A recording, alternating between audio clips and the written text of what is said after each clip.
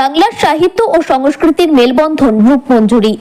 বাংলা কৃষ্টির প্রসারে বারবার কখনো কবিতায়, কখনো শ্রুতি নাটক, কখনো নাচ গান ইত্যাদি বিভিন্ন অনুষ্ঠানের মধ্য দিয়ে তারা এগিয়ে চলেছে এই সাংস্কৃতিক সংস্থার কর্ণধার ডক্টর চন্দ্রাবলী মুখোপাধ্যায়ের হাত ধরে।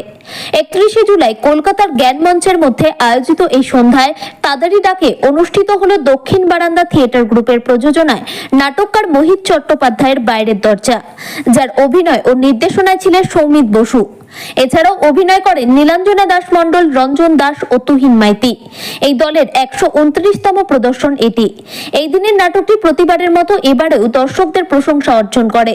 অনুষ্ঠানে বিশিষ্ট ব্যক্তিত্বদের মধ্যে উপস্থিত ছিলেন অভিনেতা সত্যপ্রিয় মুখোপাধ্যায়, সঙ্গীত শিল্পী মৌসুমী কর্মকার, অধ্যাপক ডক্টর সুবীর সেন সহ অন্যান্যরা।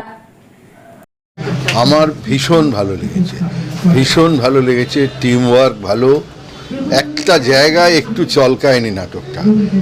এবং মোহিত বাবুর নাটকের একটা এমন গভীরতা আছে যেটা সৌমিত বলল যে কবিতার মতো। শুধু তাই নয়, এর ভেতরে এমন কতগুলো সাজেশন আছে যেটা দর্শন, কবিতা সব মিশ্রিত হয়ে হয়। এবং সবচেয়ে বিস্ময়কর ব্যাপার, আমাদের সময়ের একজন অত্যন্ত উল্লেখযোগ্য কবি সৌমিত বসু, হ্যাঁ, এবং এরকম কোনো নিয়ম লেখা নেই যে খুব ভালো কবিতা যিনি লিখবেন বা একজন উল্লেখযোগ্য কবি একজন উল্লেখযোগ্য অভিনেতা হতে পারবেন না। ও যে অভিনয় করে এটা আমি শুনেছিলাম, কিন্তু কখনো আমি ওর অভিনয় এরকম প্রত্যক্ষ দেখিনি। আমি বলবো যে আমি নাটকের পোকা, হ্যাঁ, আমি বহু নাটক, সৌমিত্র নাটক, উৎপল দত্তের নাটক, রুদ্রপ্রসাদ, আমি বলবো এই নাটক ইদানিং নাটকের জমিটা একটু ডাউন যাচ্ছে। কিন্তু আমি নাটক দেখি, আমার সৌমিত্র যখন ছিলেন, উৎপল দত্ত যখন ছিলেন, রুদ্রপ্রসাদ ফুল ফর্মে ছিলেন, কিন্তু এই নাটকটা যদি আরও তোড়জোড় নিয়ে চালানো যায় তাহলে আমার মনে হয় আরও অনেক শ্রোতাকে টানবে। আমার ভীষণ অসাধারণ লেগেছে, অসাধারণ প্রোডাকশন।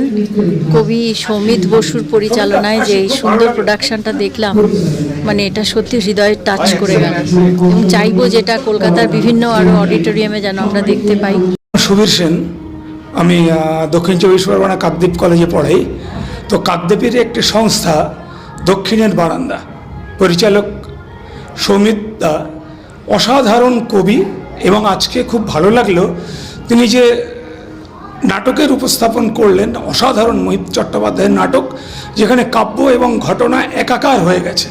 আমার মনে হয় সুদূর কাকদ্বীপের থেকে এসে কলকাতার উপকণ্ঠে এইরকম একটা প্রেজেন্টেশন আমার মনে হয় গ্রামীণ এবং শহরের যে কালচার, সংস্কৃতি, সেটাকে আরও কাছাকাছি আনবে, গ্রাম এবং শহরের দূরত্ব ঘুচিয়ে যাবে। আসলে থিয়েটারটা তো বহু বছর ধরে, 40 বছর ধরে করছি, কবিতার মতোই প্রায় সমান্তরাল পথেই থিয়েটারটা করে এসেছি।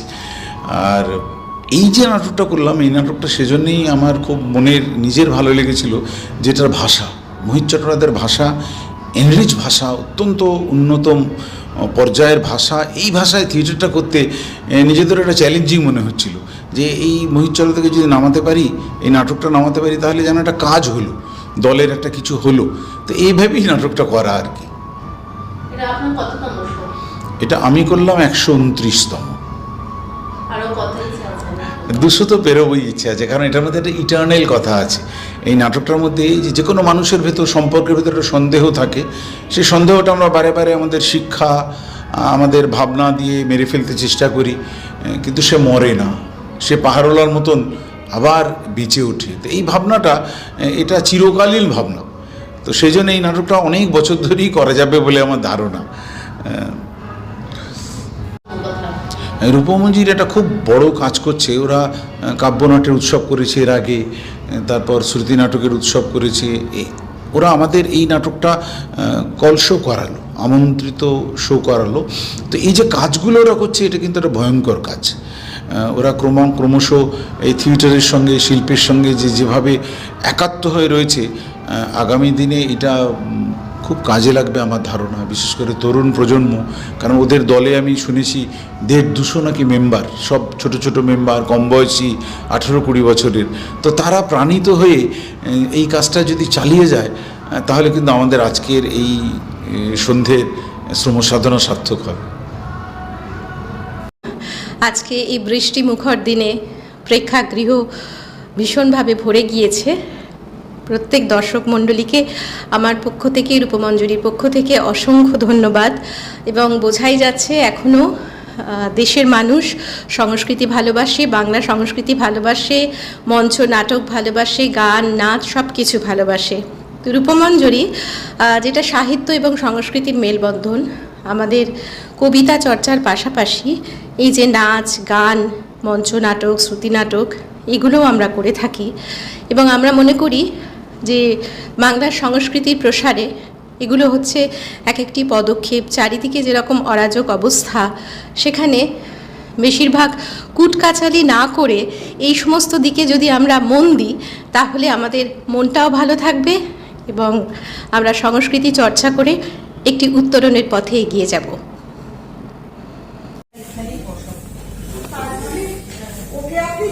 বিলক্ষণ, বহুদিনের চেনা। ও, আপনি কি ওর বন্ধু?